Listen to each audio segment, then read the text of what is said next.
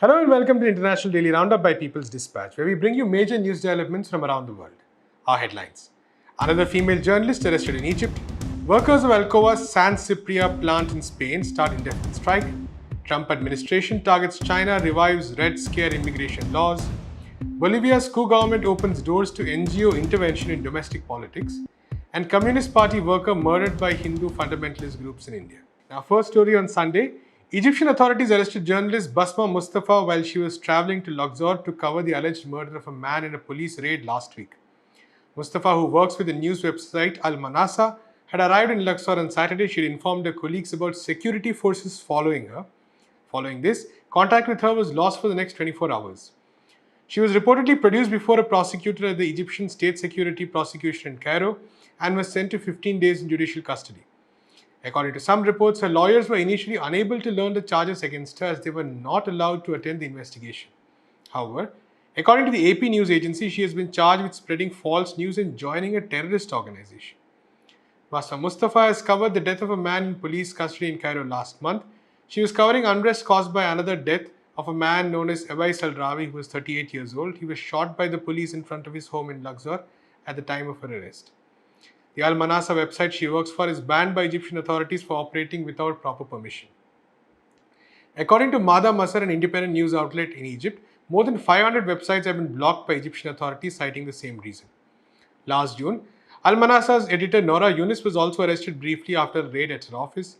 She has been charged with running a website without proper permission. In our next story, workers of US-based aluminium giant Alcoa smelter in San Cypria, Spain have intensified their protest against the closure of the plant. On October 4th, that's Sunday, hundreds of workers of the plant and auxiliaries related to the plant started an indefinite strike. They were demanding job protection and government intervention to continue production. The jobs of more than 500 workers are at stake after Alcoa decided to close its smelter in San Cypria, citing huge losses. The crisis faced by the workers intensified on September 27th when negotiations between Alcoa and UK-based Liberty House for the sale of the plant failed. The San Cypria factory employs about 1,100 workers. 500 of these are involved in the production of alumina and 600 in the production of primary aluminium. The company has decided to lay off 534 workers at the primary aluminium plant, which is likely to affect hundreds of secondary jobs as well.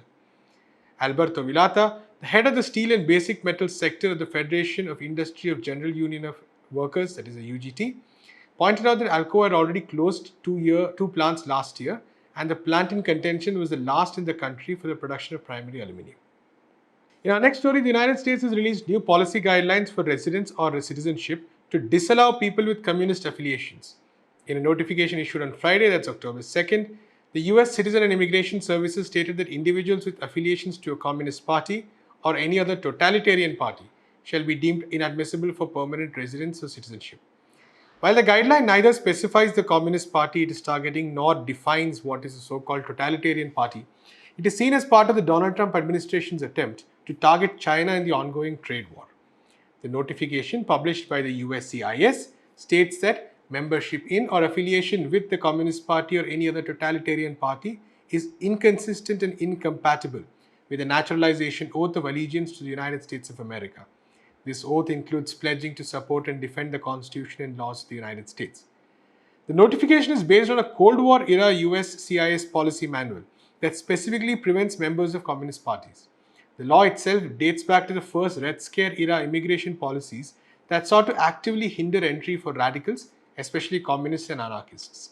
The same policy manual was also used by administrations to bar people associated with anti-colonial movements in Africa and Asia from entering or naturalizing themselves as citizens in the country. A prominent example was that of South Africa's African National Congress, which was deemed a terrorist organization until 2008. The ruling Republican Party of President Donald Trump has been pushing for measures to limit or altogether block means for Chinese nationals from entering the US. Previously, the Trump administration had discontinued a range of visas for Chinese nationals, including ones that allowed foreign nationals to study and research in STEM, that's science, technology, engineering, and medicine programs. In our next story, Bolivia's coup president Johnny Nanes has lifted restrictions on foreign non-governmental organizations from intervening in domestic politics. This marks a reversal of the pro-sovereignty policy previously implemented by President Evo Morales, who was overthrown in a coup last year.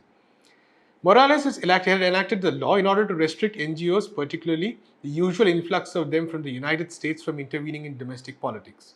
On Friday, Johnny Nanes presented a decree stating that Bolivia is going to open itself to the world to contact with Western democracies and particularly those devoted to freedom, or so she said. In the process, which spanned years, NGOs played a pivotal role in the coup against Morales. Such groups were able to funnel financing to right-wing ground actors from the far exterior. Such groups also took aim at the MAS government on false claims framed as human rights issues, and notably during a series of fires in 2019.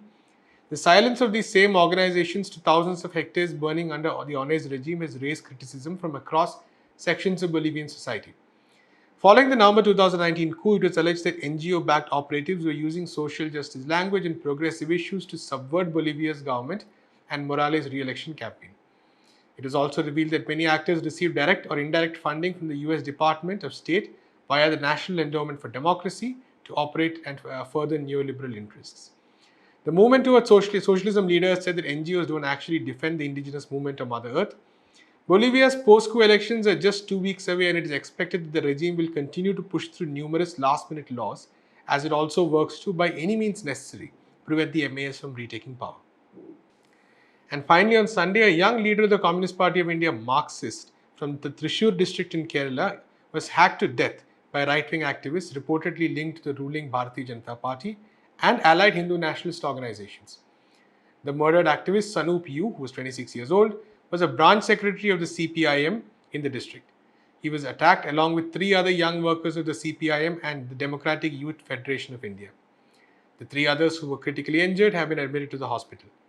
So far, 4 activists of the BJP and its parent organization, the RSS, and another fundamentalist organization, the Bajrang Dal, have been identified in connection with the brutal murder of Sanup. According to the police, all 4 of the identified accused have criminal backgrounds. Reportedly, the attack was carried out by a gang of 8 members. The attackers reportedly targeted Sanup and others while they were returning after making arrangements for food, which the DYFI, that's the Democratic Youth Federation of India, distributes at the Thrissur Medical College Hospital every day.